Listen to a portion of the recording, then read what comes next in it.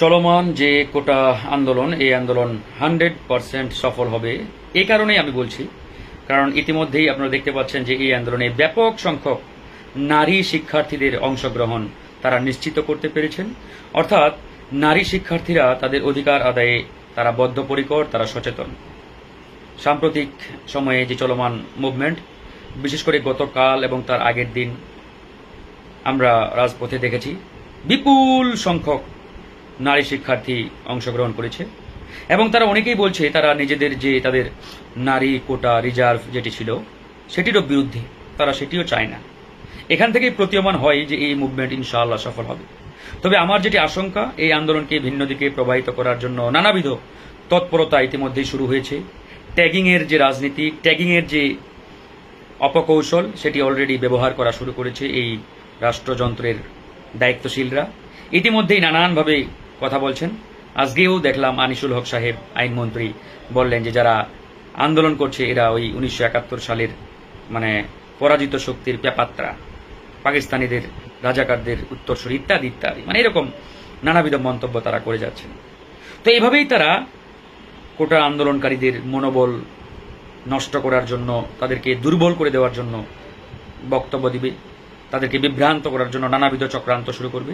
তো এইসবে কান দেওয়া যাবে না। আপনারা যে লক্ষ্য অভিষ্টে কাজ করছেন, যেভাবে এগিয়ে যাচ্ছেন, আপনারা এগিয়ে যাবেন ইনশাআল্লাহ। আমি দৃঢ়ভাবে বিশ্বাস করি আপনাদের চলমান যে নেতৃত্ব, এই নেতৃত্বে ইনশাআল্লাহ এই আন্দোলন সফল হবে। কারণ এখন পর্যন্ত আপনারা কোনো ভুল সিদ্ধান্তে সামনের দিকে এগিয়ে যান নাই। সঠিক সিদ্ধান্তের মাধ্যমেই এখন পর্যন্ত মুভমেন্টটি সামনের দিকে আগাচ্ছে ইনশাআল্লাহ। আমার দৃঢ়ভাবে বিশ্বাস মুভমেন্ট সফল হবেই হবে। আপনাদেরকে লেগে থাকতে হবে, ধরে থাকতে হবে, কোনো অবস্থাতেই পিছু হটা যাবে না। সামনে হয়তো বাধা আসবে, হামলা আসবে, মামলা আসবে, আপনাদেরকে জেলে নেবে, রিমান্ডে নিবে। এই ত্যাগ স্বীকার করার মানসিকতা আপনারা যারা নেতৃত্বে আছেন, লিডিংয়ে আছেন, লিডারশিপে আছেন, আপনাদের থাকতে হবে। এমন না যে একজনের উপরে চাপ আসলো, বাধা আসলো, আপনারা সরে গেলেন। নো, এটা করা যাবে না। এটা করলে এই মুভমেন্ট কখনোই সফল হবে না। আপনাদেরকে সেই ডেডিকেশন মানসিকতা নিয়েই এগিয়ে যেতে হবে। আমার বিশ্বাস আপনাদের সেই ডেডিকেশন মানসিকতা শতভাগ রয়েছে ইনশাআল্লাহ। কারণ আপনাদের দিকে বাংলাদেশের এই মুহূর্তে লক্ষ লক্ষ শিক্ষার্থী তাকিয়ে রয়েছে। লক্ষ লক্ষ শিক্ষার্থীর আশা ভরসার আশ্রয়স্থলে পরিণত হয়েছেন আপনারা। সুতরাং নেতৃত্ব পর্যায়ে যারা আছেন, লিডিংয়ে যারা আছেন, লিডারশিপে যারা আছেন, তারা কখনোই হতাশ হবেন না, ভয় পাবেন না, পিছনে হটবেন না।